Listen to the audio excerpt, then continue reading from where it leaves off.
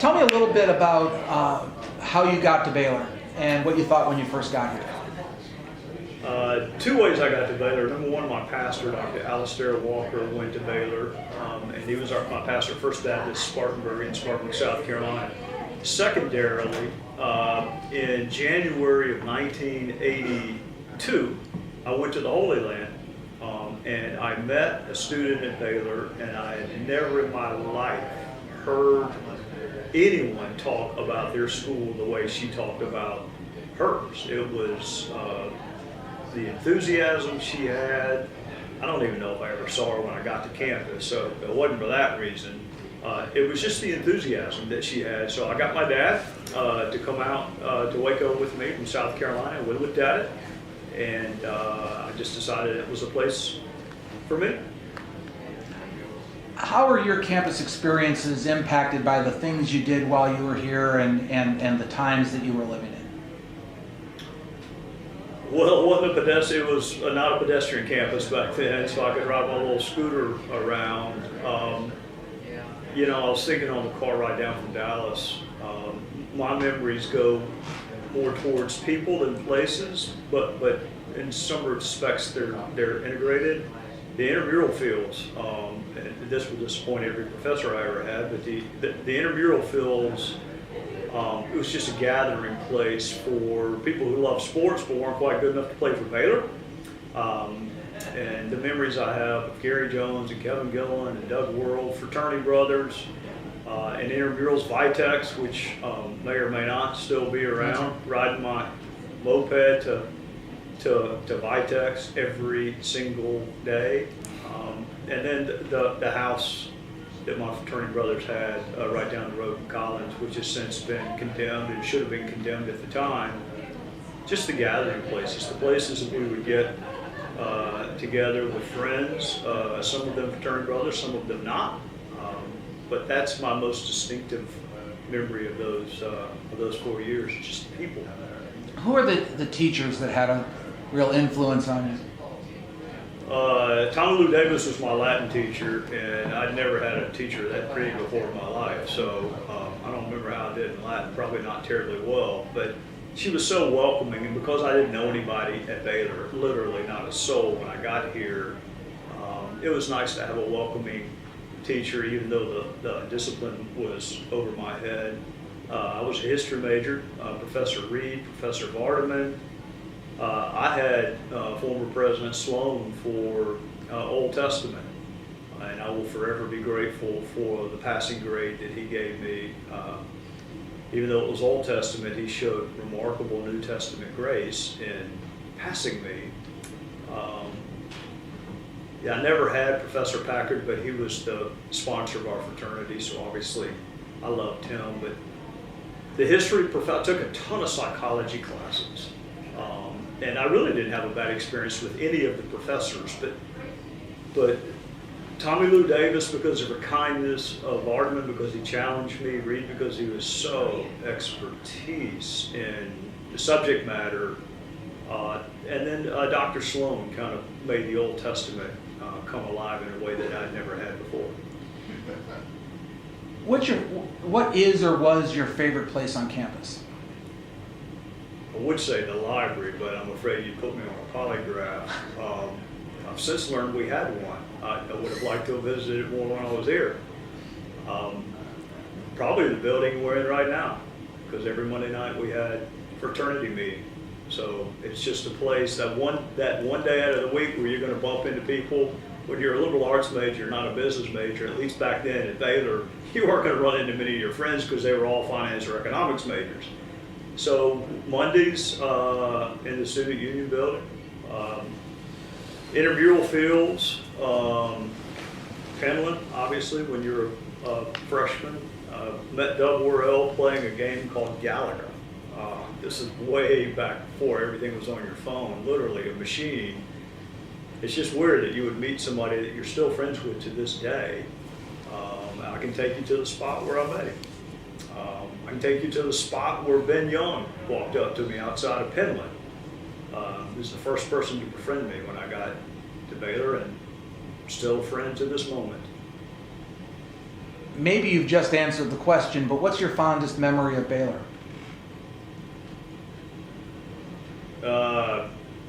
Number one would probably be checking my final grades my last semester and seeing that I qualified to graduate. That would probably be my fondest memory. There are a million. I mean, literally. Even just driving through campus. 30 years is a long time in some regards, but I can literally take you to the spot where I met certain people who are still in my life. People that I didn't know the day I got to Baylor, but will wind up being pallbearers whenever that day comes. So, fondest memory would be something involving Kevin Gilliland or Robert Thornton. Kevin is a clinical psychologist in Dallas, Texas now. Robert's a home builder in Bernie. And it would be social and not academic, which I'm not proud of. But I figure you want me to tell the truth. Tell me a little bit about the religious atmosphere on campus when you were here. Well, I'll tell you what I tell people to this day. If you are inclined to do things in college, you can probably do them at any college. It just wasn't cool to do it at Baylor. If you want to engage in illicit activity, I suspect you can anywhere, from Bob Jones to Wheaton to Baylor. It just wasn't cool. And that's what I tell my own kids. Sunday mornings, seeing the number of kids that were dressed for church in the cafeteria afterwards is just a different experience. Having a curfew, which I don't know if they still have it or not, and it wasn't strictly enforced back then, but just the notion that great things don't happen after midnight or 11 o'clock if you're a freshman. It was, whether it was Kyle Hughes and Jimmy Seibert and Ben Young hearing the call of going into the ministry, it was embracing your Christian faith was not only okay at Baylor, it was actually celebrated. And that's different from most. Tell me how your experience at Baylor has helped you on your professional journey, both as a prosecutor and now as a congressman in Washington. Well, I spent my entire freshman year in Ben Young's room. Ben is now a PhD. His father's a pastor in Houston, Texas, a Second Baptist.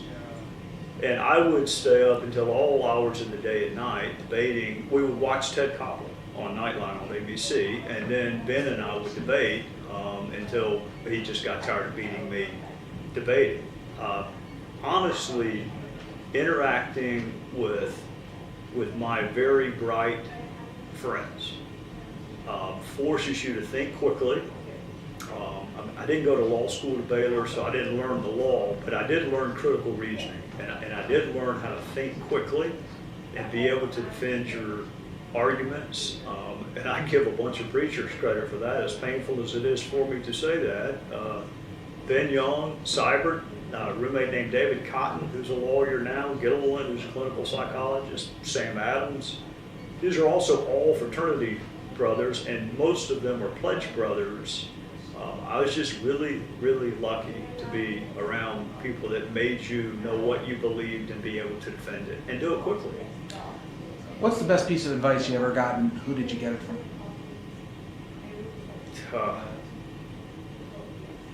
Don't listen to the radio while you're taking a bath was a pretty good piece of advice I got from my father back when you had plug-in radios. I'd say the best piece of advice I got, politically speaking, was from a guy named David Wilkins, who was the ambassador to the United States, ambassador to Canada from the United States under President George W. Bush, and that is, it is better to be a good guy or gal with a bad idea than a bad guy or gal with a good idea. And that's a really simple way of saying it pays to be nice. If you are nice and treat people fairly, and that is your reputation, then they'll cut you a break if you don't have the greatest idea in the world. But you can be Stephen Hawking and Albert Einstein combined. And if people don't like you, or you don't present yourself in a likable way, you're not going to be very successful. How's your life been different than you expected? Well, I didn't expect to be back at Baylor getting anything other than a revocation of my degree, so that's different. I never saw myself in Congress. I never saw myself running for office. None of my friends ever saw me doing any of that either. I knew I'd be in the criminal justice system, but I wasn't sure which side of the criminal justice system I would be on. When you're 17, which is how old I was when I set foot on campus, and then 21 when I left, I almost wish you could go back and go to college when you're older and you know more. I couldn't have predicted any of this. From the person I married, if you had told me that I'd been able to marry someone like that, I would have had you committed. I have so far exceeded every expectation I ever had for myself. But that said, do you have any regrets? I have a million regrets. I focused on the social in my answers to you because I had to. If I could do it all over again, I would have studied more. I would have learned more. And it's funny how those two go hand in hand. This is the season for learning, is what I tell my own children and tell their friends. You don't have a mortgage, you don't have a job, or not a full-time job. This is the time to learn. And there's going to come a point in your life where you wish you had read the Scarlet Letter. You wish you had read the Birthmark. You wish you had read the Gates of Fire or the Man Upside Down, which Vardaman assigned to us. This is the time to read it. If you skip through it now, and then life gets fast and it gets more complicated, you can still learn, and you ought to learn the rest of your life. But that's really your only job in college, is to learn. And if I had to do it all over again, I would have taken that time. You can still have plenty of fun and learn. I would have prioritized a lot differently if I had to do it all over again. How do you want to be remembered?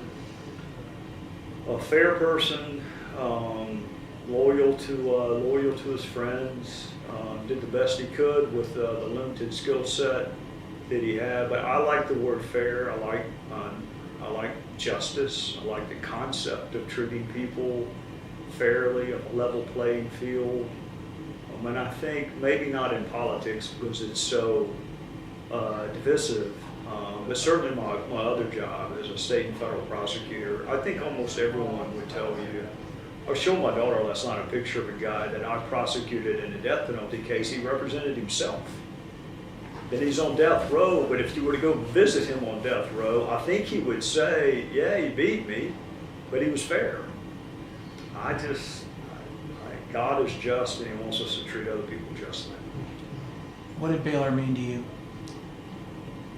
4 of the most formative years of my life, it proved to me that I could. Young people this age don't have any concept, I don't think, of how disconnected you would be being dropped off outside of Penland. I can still see my father's pickup truck pulling away. I did not know the soul. There was no texting, there was no emailing, there were no cell phones. I didn't know anybody. And that still ranks as probably the loneliest moment of my life. Just, I am 1,000 miles away. I don't know anybody. I'm on my own. And that loneliness lasted about 45 minutes until I met a guy named Ben Young. So I think Baylor proved to me that I could. I remember the night I was in a fraternity called KOT, and I remember the night they came in. And I'm probably divulging a secret, but that's okay. There's nothing they can do to me. They come in the first time, they tell you didn't make it. And I remember going through my head just thinking, well, maybe I shouldn't have come. Maybe this isn't a good fit for me. Maybe I need to go back home. And then they come in about 2 minutes later and say, we're just kidding, get dressed. I remember that feeling of finding a connectivity, a group to connect with, like it was yesterday. It was almost a validation that taking a risk and going somewhere that a lot of people in South Carolina hadn't heard of was worth it. And now, when people ask, where did you go to school? The first question back home is, why did you go that far away?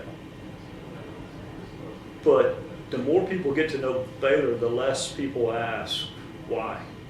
It just has there were a bunch of kids from Spartanburg that I almost like talked into going to Baylor, but started with my 2 younger sisters. They both went to Baylor after me, and then a plethora of young people from my church and my community.